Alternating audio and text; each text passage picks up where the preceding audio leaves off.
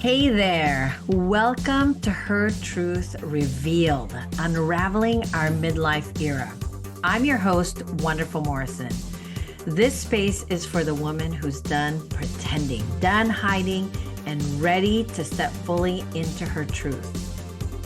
Midlife isn't about fading into the background. It's a time where resilience lights the way and authenticity becomes the loudest voice in the room.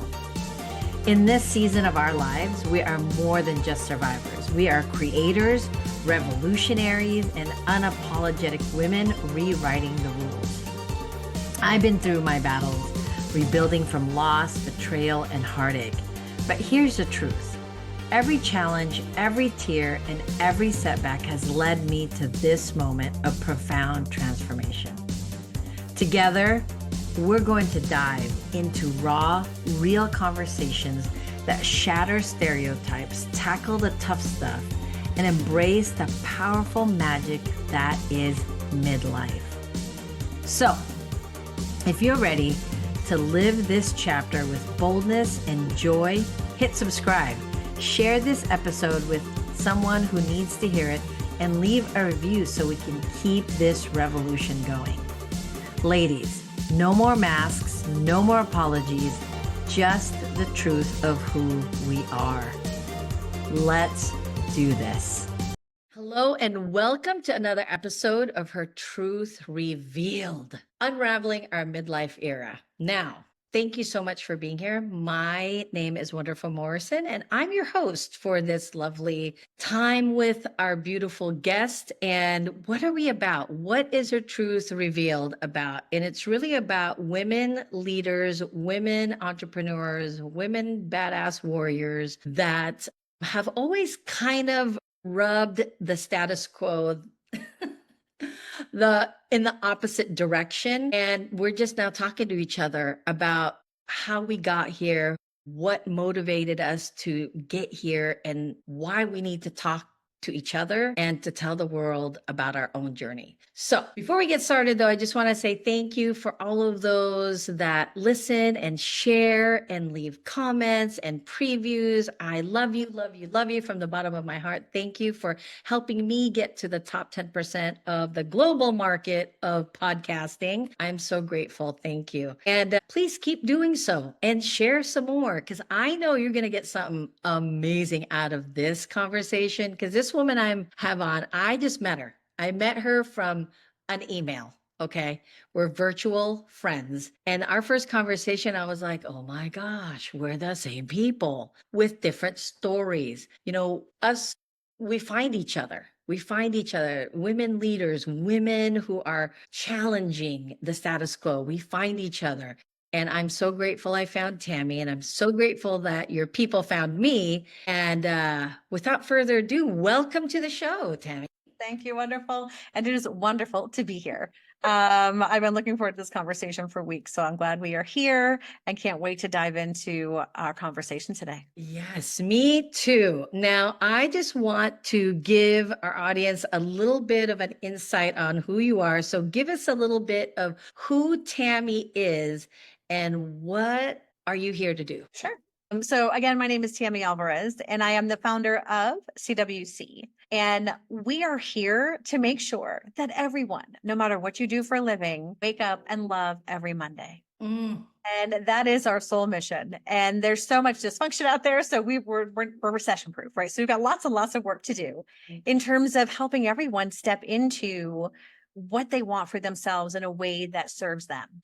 And it is such a rarity now. And how I got here is, I had spent over 20 years as an executive on Wall Street, and I was often the only woman at the leadership table, up until recently, youngest. And I got there very differently. And so my perspectives on leadership, my perspectives on how things really work and chasing the wrong goals and all these things, which we'll dig into, were really formed through some battle-tested experiences. Because no matter how high I ended up being a C-level executive, on Wall Street for a long time. But I got there differently, more, wonderful. I never thought I belonged. I think I had imposter syndrome before it was a thing. Right. So now that everybody's talking about it and there's tools and things to do when you're not feeling like you belong. Like when I was doing this 100 years ago, I was like, I felt like I was the only one doing it.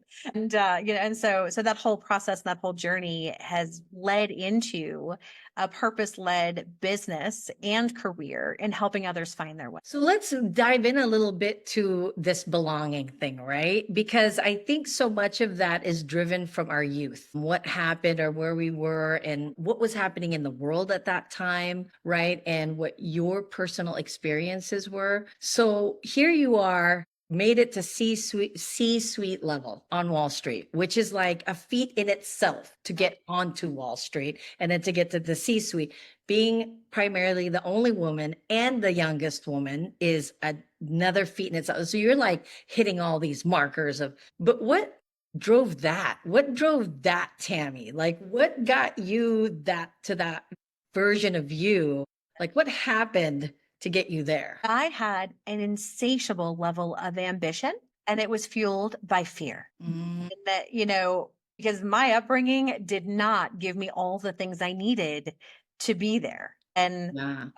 I think one of the pivotal moments, easy for me to say, for me is, when I was 15, my parents had split up and it was no big deal. Right? I mean, everyone was doing it. So, and my dad was a bit of a control freak. So I was like, okay, this is good until about a month later. Mm, And by the time, that month had passed, my dad had disappeared, didn't know where he was. It turns out he hadn't paid the mortgage in a long time, hadn't paid taxes in almost a decade. And holy moly. my mother, as a single mom with my sister and I, she got pregnant with me in high school. So she never finished high school. She always raised us. She helped him with his business. But within a month of them separating, we were homeless. And my mom was not equipped to handle this because this was not the life that she had had. She didn't work. It was, I mean, just to see how hard my mom struggled. Yeah. And, knowing that, we were, one couch to the next, just with friends and generous relatives and things like that. And I just saw what she went through. Yeah. And at that point in time, I guess I could have, in hindsight's always 2020, but I had a decision to make and I had made it. I'm like, I could either blame this for all the things that are wrong in my life. I Right. could use this as the example of what I never wanted to have happen to me. And so when I, a year or so later, when I graduated high school, I didn't go to college. I didn't get my degree until I was 40. Because by Wow. the time I graduated high school, I had terrible grades, terrible attitude, and no money. So I was like, okay, we're going to hit the reset button here for a hot second. And my idea was that I'm just going to go to work for a year or so, get my shizzle figured out, and then go back. And so that level of fear of not wanting to have history repeat itself was absolutely that burn that I needed to do the things that absolutely terrified me throughout my entire career. And, so I think, that perspective, because when I was on Wall Street, it's like all these guys had pedigree educations. They traveled the world. And here I am in this small country town from New Jersey, where there are more cows than people. And I'm like, not only did I not have the education that they had, I didn't have the life experiences that they had. I didn't have the context, the relationships, just the assumptions that everyone else around me grew up with without knowing that there was any other way. Right. And so when I was talking earlier about having the imposter syndrome, it was a lot less about, oh, I don't understand how these markets work, and more about what am I doing here? Like, how did this happen? And I think one of the things that I'd love for our listeners to take away is that, you hear this all the time, but when the student's ready, the teacher appears. And I have had just the grace of having amazing mentors at the most critical points in time in my career. And those mentors saw more in me than I did. And they pushed me further because they saw these things that I didn't see. And because I was afraid of history repeating itself, I was fearless. I didn't have fear, but I was willing to move forward despite it because I played like I had nothing to lose, because in my mind, I didn't. Right, right. And I think that we have to always like consider where the root cause of our drivenness, our, challenging of status quo comes from, because I hear it so often in my interviews where women are like the first in things, and they moved the needle with such force. And I think so much of our generation, right, we are in midlife, just it was what was happening in the world as well, where our mothers, I mean, I know I'm not ancient people, but during the time of my upbringing, divorce was kind of a thing, but not kind of a thing. Right, yeah, Right? Like, exactly. yes, it was happening, it was more out in the open, but it still wasn't like as accepted in, Correct. right? In the, so women just faced a lot more challenges in that way, which I think drives that second generation to be like, no, not doing that. I'm not,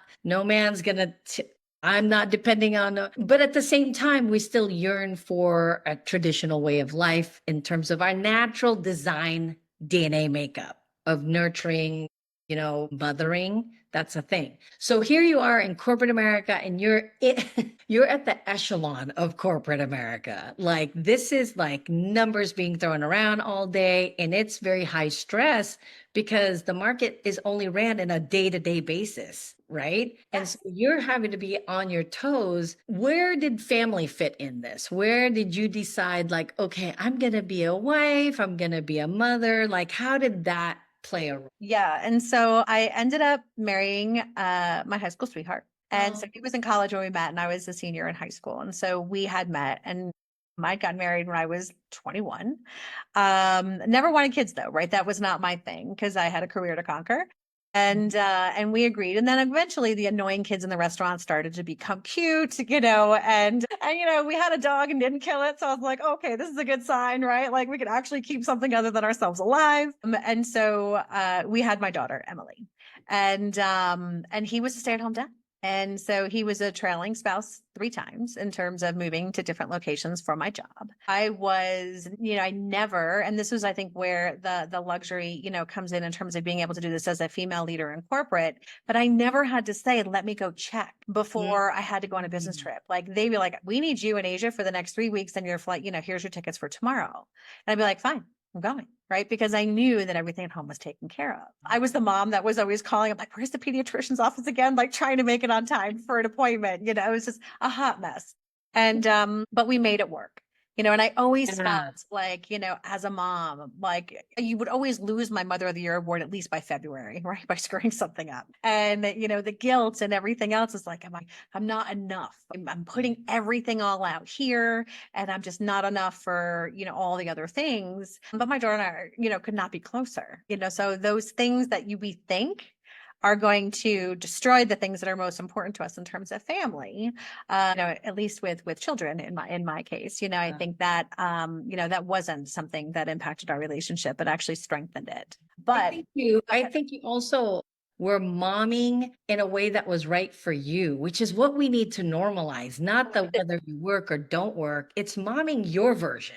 yeah, I could have never been a stay-at-home mom. There is no way, one of us would have not survived. I'm not sure which.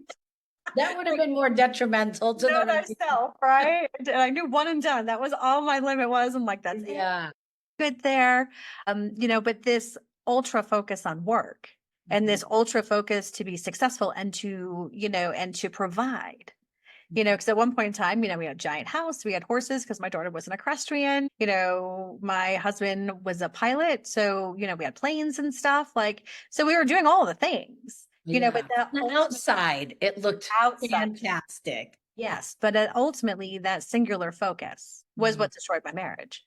Mhm. And so from that perspective, I think the benefit of hindsight was just that extreme fear lasted longer than it needed to in terms of having that drive and ambition, to where I really did become singularly focused. And I think that's one of the biggest shifts I've made over the past 7 years since starting CWC is, I spent decades building a life around my career. Yeah. Right now, we build a career around my life. And, we'll get into what that looks like and how that shapes up in very different ways in my second act. There's so much juice in that first little section because you have such a unique story, right? Of like, you did everything what is assumed opposite of normal, right? You were the breadwinner, you were the head of the household in the financial space. You built this external space that looked the part. And I think there's not a single mom in the world, no matter how, like you could be, a desperate housewives mom that baked and brought the things. You could be that version and still feel guilt. Ways. Momming. I Like, think it just I don't comes when you birth a child, right? Yeah. Yeah, you don't escape that at all.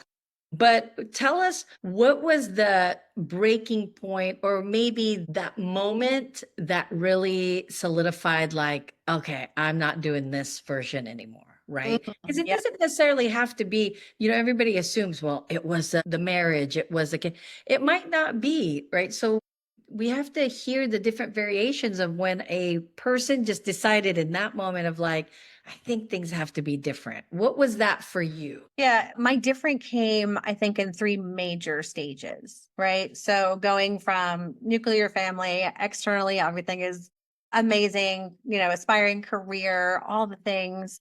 And I loved everything, because if I didn't, I have a very low tolerance for living a life that doesn't serve me. I always have, right? And so my motto is if you don't like it, change it. You Right. wrote the rules, you get to change the rules. And so because of that, at least in my career, like I made, 11 different job changes within and around Wall Street. And I led anything from sales to audit and everything in between. Because if I got bored, I'd move on. And so I was very, very much in a, let's create and craft the life that fuels me. And work was just a really, really big part of that. But my husband and I had started to grow apart. Unsurprising, right? In terms of, and I just realized, it's interesting because we're still close friends. Like there was no drama, like we are tight, and so all the things were done because he's a great human being. He was a wonderful father, and I would not have wanted to grow up with anybody other than him, in terms of when you get married so Great young. story. And but I realized that for both of us to be happy, we would really have, like, one of us would have to compromise so significantly. Like my ideal life was like, I want to go to Hong Kong and be an expat, right? I want a Hong Kong assignment. I want to be there for 2 years. I want to do all the things, right? And he's like, I'd like to go back to our hometown and hang out with 8 guys I went to high school with because they're my best friends. And, there's nothing right or wrong. It's just so different. And we had been talking about that for quite a while, but, Emily, was the tie that bound, and we were friends. And so there was no drama or nothing weird. But I remember that when I knew that, okay, this wasn't going to work anymore, is I was in a car getting driven back from the airport after being in Asia for 3 weeks. And at that point in time, you're exhausted, you're jet lagged, and all you want to do is be home. Yeah. And about 2 miles from the house, I got this pit in my stomach. I was like, I shouldn't be feeling this way.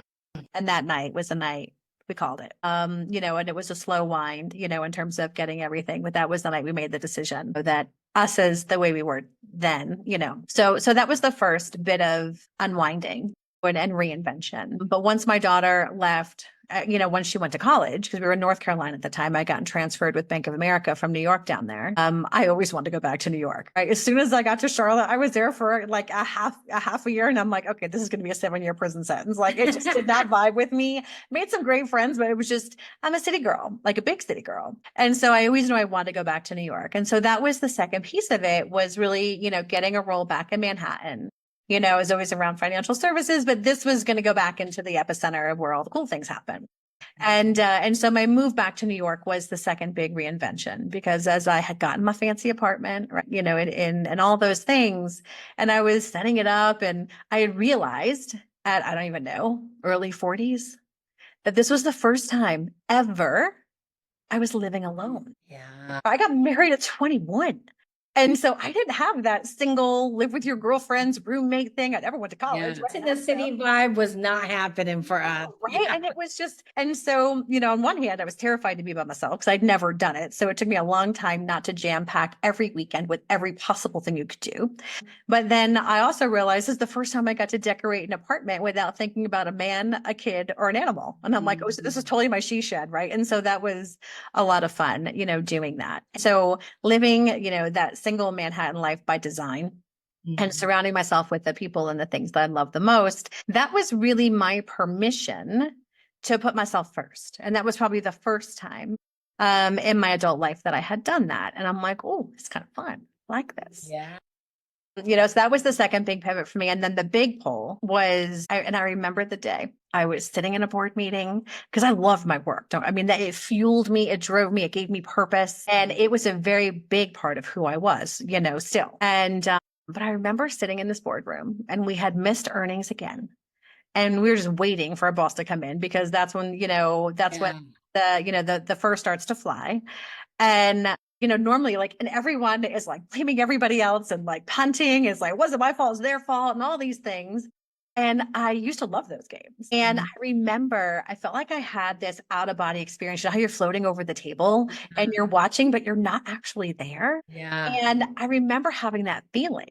And that was the day that my corporate career received, a disease that I didn't know was terminal at the time. But it received a disease called I don't give a shit-itis. And I just could not care about anything. Oh my gosh, I gotta write that down. That is so good because I think all of us have had a moment of that moment, but we didn't know what to call it. I'm done, right? I don't give a shit-itis, and it is terminal with wherever you are, warning signs. And, within 6 months, I had decided to cash out of Wall Street. So I left all my big apartment, the big job and everything, and moved to a tropical island off the coast of Belize in Central America and started this company. Wow. And, yeah, my partner, Steve, and I, we were casually dating for years, and we finally decided that, we really liked each other. So we were going to give this a go. My daughter was graduating college, so she was off the payroll, all the things, just kind of came together where I'm like, this is, going to another company is just the same crap with a different shade of lipstick. I'm like, I just can't even.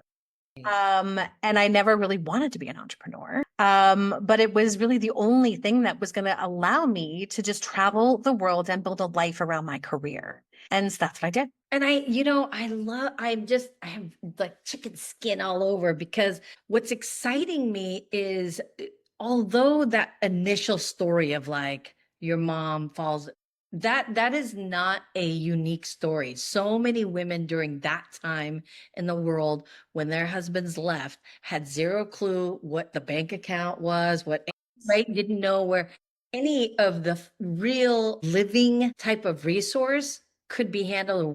What paper, what does it even look like? What is the name of the people that pick up the garbage? That type of thing. But what's fascinating is assuming that something that hard happened is like, this is what got us down the road of the downhill drive. And really, for you, it catapulted you into not necessarily, because I don't think success is the measurement. I think it was being driven by your intuition, right? Like, I don't think we put enough stock as women in our intuitious navigation as being the thing. Because I've been feeling that since I was a kid. Like, that's a dark alley. No, no, no, no. Oh, maybe that dark alley isn't so bad, right? We don't put enough. And I think you were just consistently like, I am going to always listen to me. Because when you think about it, so many women don't give themselves that time to reconnect to themselves. Like you weren't ever going to be the old Tammy and you didn't even know what the new Tammy was, but at least you had to experience what Tammy wanted. Like, Yeah. does she like wallpaper? Does she like the color green? Does she want to paint? Does she want to smoke cigarettes out the window? Who knows who Tammy, but at least, because I think that also motivated so much of your decision to, I don't ever want to be an entrepreneur, but really, I think all of us it's in us. What scares us is because we hadn't been so good at following our intuition, right? And I think that's what really solidified your movement towards always putting Tammy first. And even as a mom, even as a wife, right? Like there was like that gut feeling you felt pulling up to your house. I know exactly what you're talking about. Like I remember a time when I was driving at, my business was only 7 miles from my house. And there was this one particular day where I was like, I do not want to drive this 7 miles ever again in my life. Because it had a thing. It just had a feeling in me of like, but I didn't know what it was, right? I just knew that I didn't want to go that direction. Yeah. Turn around and come back. And so then you start this business. What does the initial stand for? Yep. So CWC stands for the Career Winners Circle. Because Tell us more. so the business has taken several evolutions actually. And I think one of the things that I learned earlier in my life is how to fail successfully. Boy, did I need Again, those with skills, your right? strong intuition, Tammy. Yeah. Well, when have you ever, ignored your spidey senses and been glad you did? Like never. Never. When do you have that feeling? You're like, no, it's just, it's just me being dramatic. And then realize that no, actually you were not being dramatic, right? Your spidey senses were telling you something for a reason. And, one of the things I want our listeners to think about, whether it's business, whether it's personal, it's like our relationship with failure needs to be fixed. Mm. Reality is Yeah. so many of us do everything we can to avoid failure, right? You don't want to lose face, lose money, all the things. But here's the reality. You can't succeed without having failed. And so if you're avoiding failure, you are preventing success. And no one seems to get this, right? And so I learned that earlier because, again, I spent my entire life having no idea what I was doing and having to figure it out on the fly. And so none of that ever goes right the first, second, or third time in most cases for me. And so my business was no different, because I was a corporate person. I had dealt with bazillions of dollars of budget and 2,000 people in 35 countries. Of course, I knew how to do all the things. Not so much. So true. I would define my first 2 years of a business as a hot mess because I would, first I started to build what I thought companies needed, right? I'm like, I know what they need. I have been here, but I made a strategic decision immediately when I decided to do this in terms of coaching, because I went into coaching because my soft retirement plan originally, I pulled the plug 10 years before I wanted to, or at least before I thought I would need to, because you age out of Wall Street. And so I'm like, all right, but my soft retirement was I'm going to coach, I'll do some academic work and sit on some boards to keep myself entertained, right? That was kind of my soft retirement. Well, 10 years earlier, I'm like, okay, let's see what this looks like. And so the coaching thing, that was the extent of my business plan, is I'm going to coach. That was it. And so I built all these great things, but I also promised myself that for the first 3 years of the business, I was only going to sell business to consumer. Mm. And unlike a lot of smart consultants who go in and just go back to the companies that they worked for, I didn't want to do that because I knew I was still addicted to the work. And I really needed a reset. And in Belize, it's like, we're big scuba divers. And so we would go diving 2 or 3 days a week before work, and just sandy toes. And I joke around saying I went from fancy to feral, right? Like this whole thing. Fancy back to feral. Yeah, now I'm kind of middle, right? In terms of, I'm not making it all the way back ever by choice. But I built all these things that no one wanted to buy because I was a transformation expert in my career. Like when drama was happening, my team and I were the ones that were solving the problems, which I loved. And I saw firsthand how much people suck at that. I'm like, oh, this is a great idea. But what I didn't expect is that these individuals who are self-funding didn't see that as a gating factor to their career success. Right. They weren't going to shell money out of their own pocket to do this. And it took me about 1.5 years to figure this out.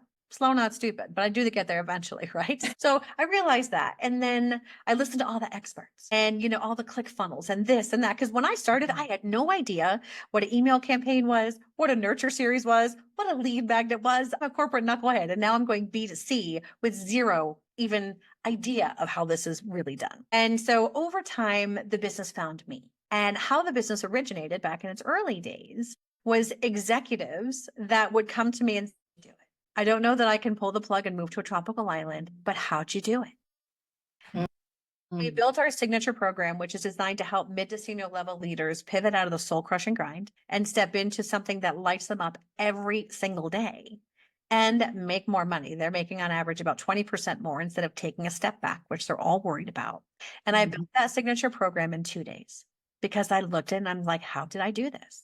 How did I make 11 shifts in my jobs? How did I work in 5 different industries in and around Wall Street? Like, what did I do? And I did it. And that signature program still exists today. And we've had almost 600 people go through it. And so, seeing that light of like, I am living a life I never thought possible. Yeah. And doing things that I never gave myself permission to do. Like, there is not, now I got the goosebumps, right? There is nothing that is more satisfying than that. And Oh, that's really how the Career Winner Circle started, was helping these mid to senior level leaders really make those meaningful pivots. And whether that was into a smaller company, starting their own business, their journeys, they go all different places, but getting to that and figuring out, because I think the big issue with these level of individuals is like, they've seen such success. right. They don't deserve to be ungrateful.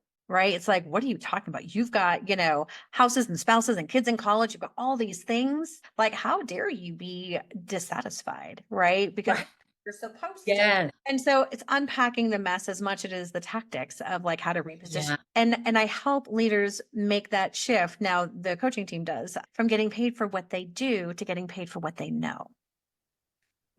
Hey, And hallelujah, because I feel like I want to add like 8 billion other words next to that, because that's really it, right? Because I think that has been the biggest drive for women to get into coaching, is that, but we complicate it. We complicate it by adding all these other things, and really no one cares. All they care about is, how did you do it? Because they want to do that. They want to do how you were able to survive. And what's interesting is, and I'm curious what you think about this, because having been in the space that you were in for a very successfully, where it's very tactical, right? Very tactical, very systematic, and there's a lot of strategic parts to it, which is still very important as you're working with people that are trying to extract themselves from that grind into the, ooh, maybe I could get sandy toes too. Is it more, do you think that people are more afraid of what they're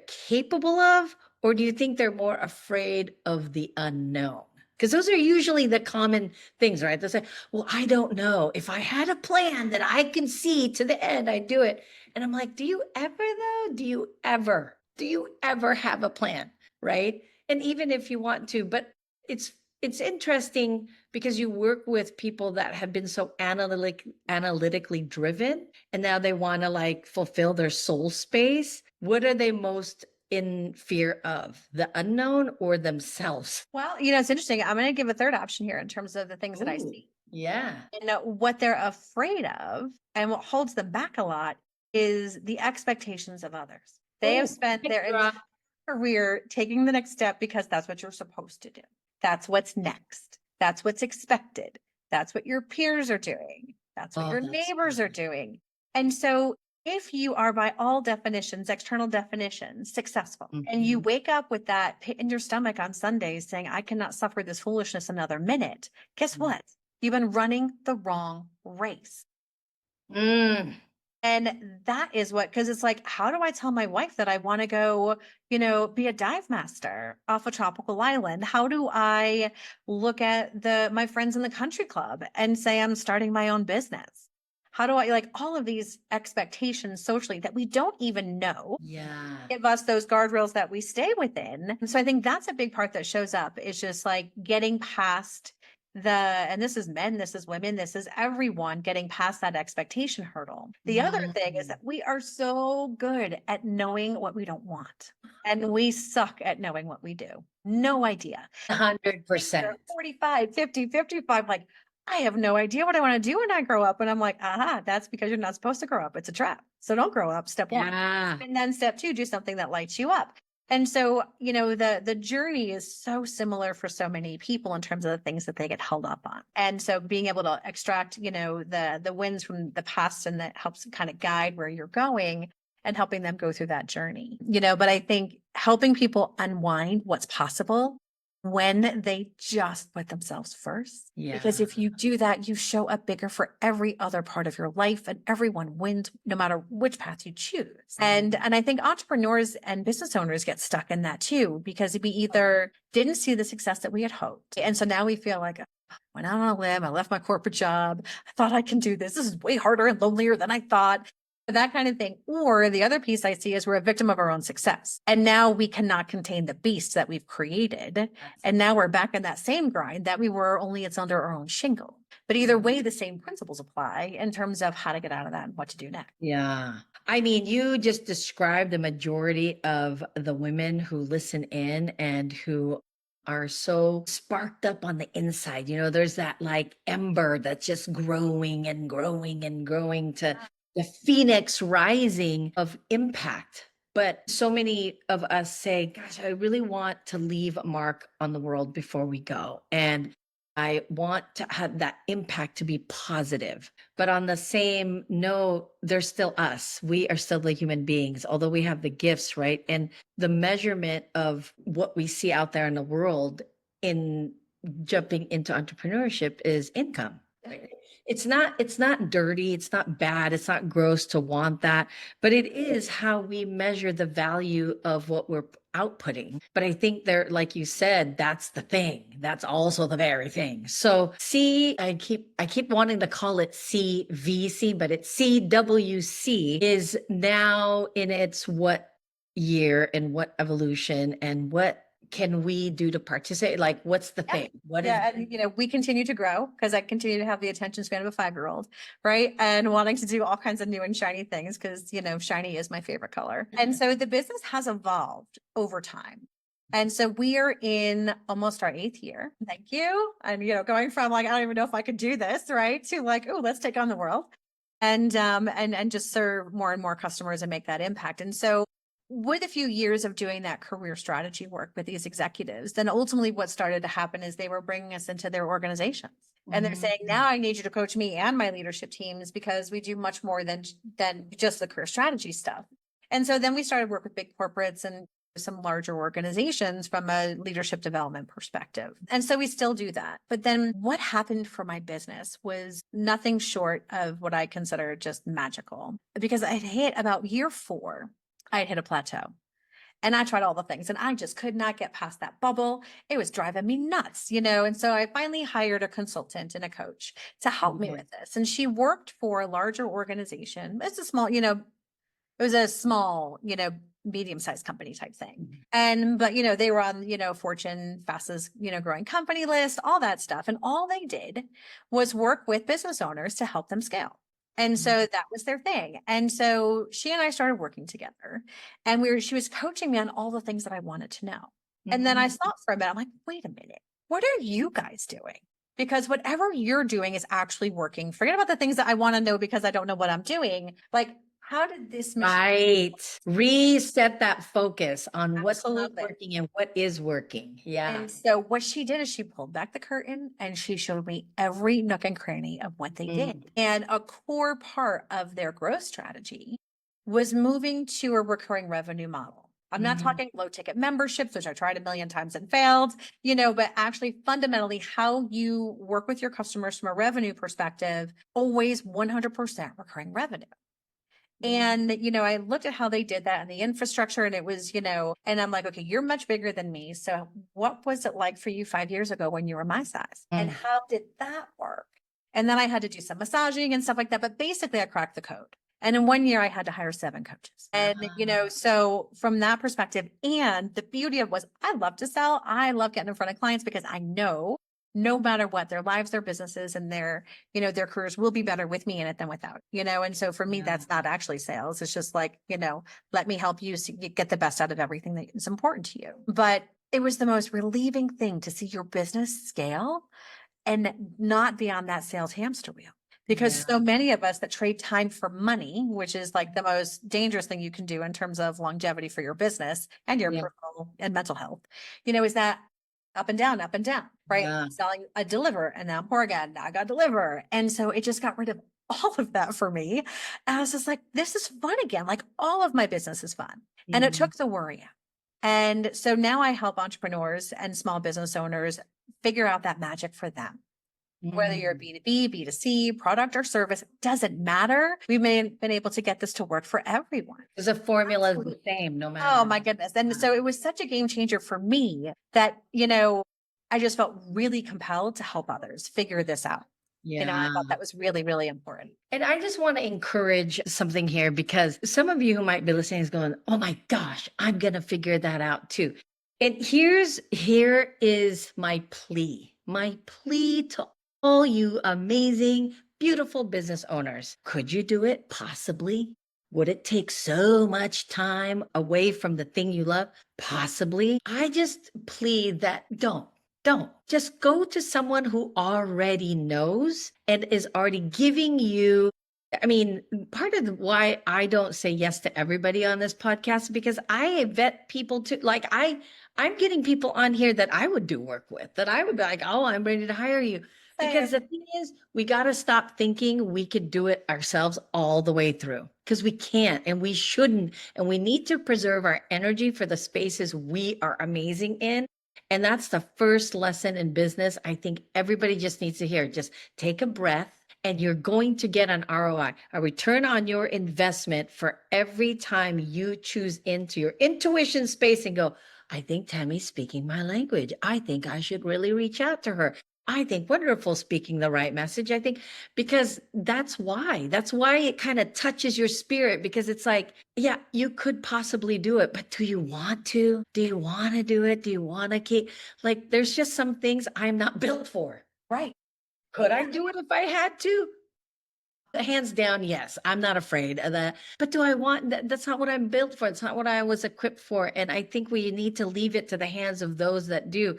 Because Tammy, what I want people to hear is we don't take from other people and go, oh, I can do that. And now I create my own program. No, no, no. It really did speak to her in a way that's like, let me try my formula with that formula and create a new formula that at this point you said 600 companies have gone through. Yeah. So it's telling you something. It's telling you that wherever you're at in business, doing it alone is not recommended. From two seasoned business owners, I'm telling you right now, doing it alone is going to take you longer. It's going to be harder. It is going to affect your mental health and your emotional health. And then you're going to expense more money out on cleaning that space out when really you should just leave it to the people who do what they do and scale it. So scale it. What's this thing? So let's talk a little about your scaling and then we're gonna end our show because I could talk to Tammy forever. Yeah, and we may, pick this up later, right? And continue to mind meld Yeah. in private. But that is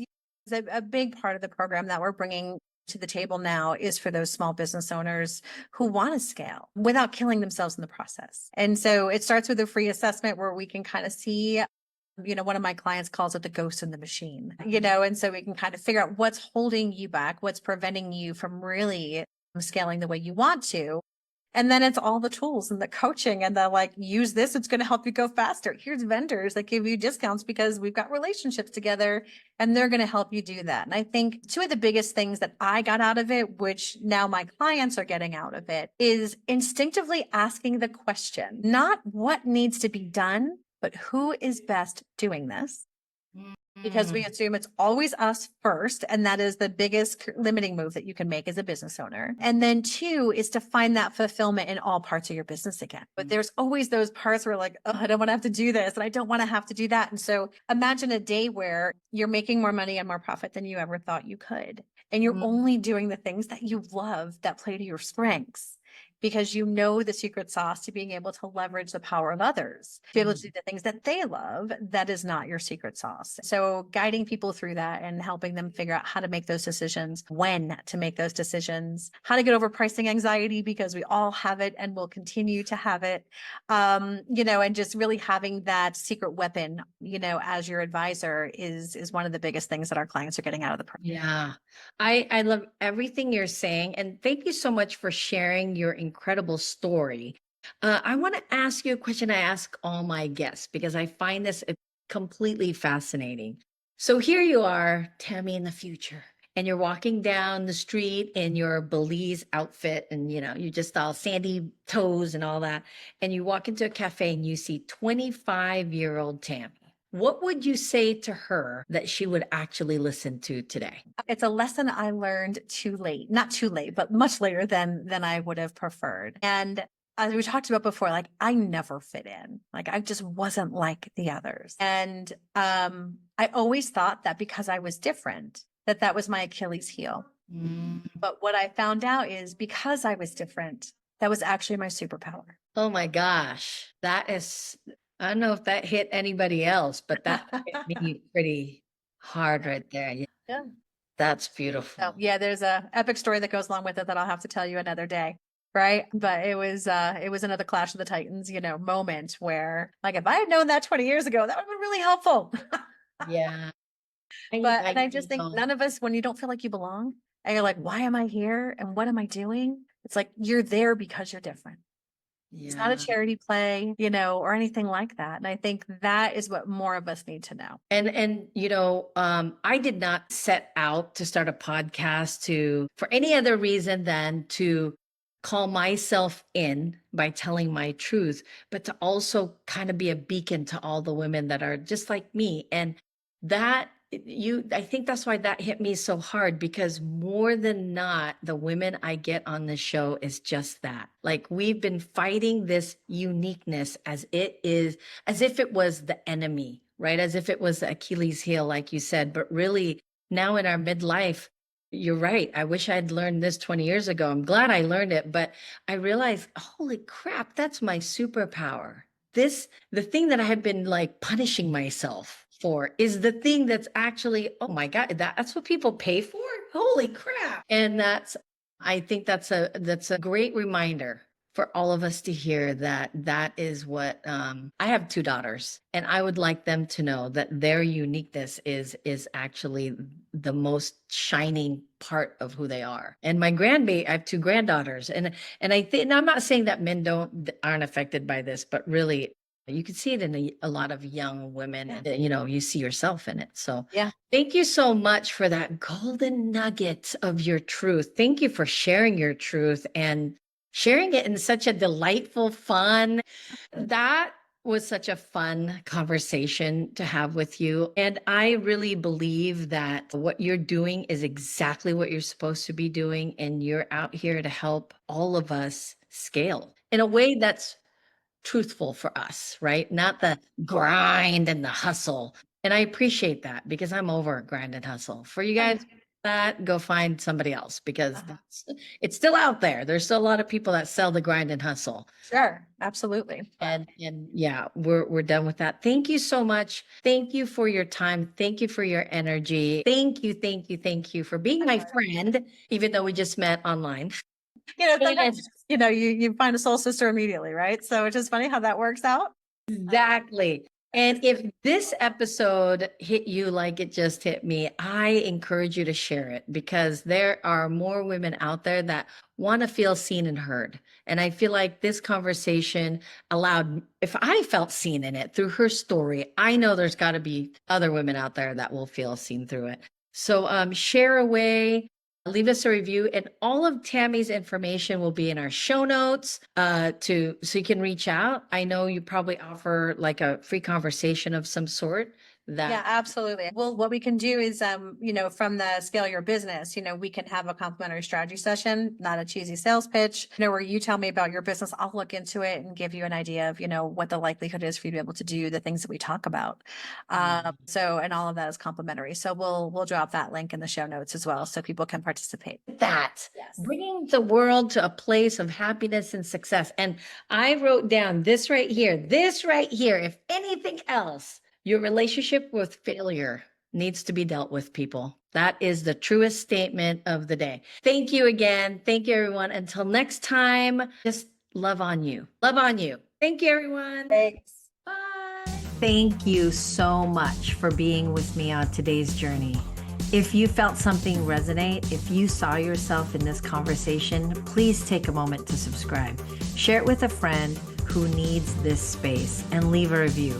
It helps others find us, and it's a small way you can be a part of this powerful movement. Ladies, this isn't just a podcast. It's a community, a revolution, a place where midlife women come together to embrace our hard-earned wisdom and vibrant truth. So thank you for being part of this. Remember, it's time. It's time to step into our truth. No more holding back. Midlife is ours to own, and it's only getting started. So, until next time, take a breath, honor your journey, and live with audacity, courage, and joy. This is our time, our truth, unraveled, revealed, and celebrated.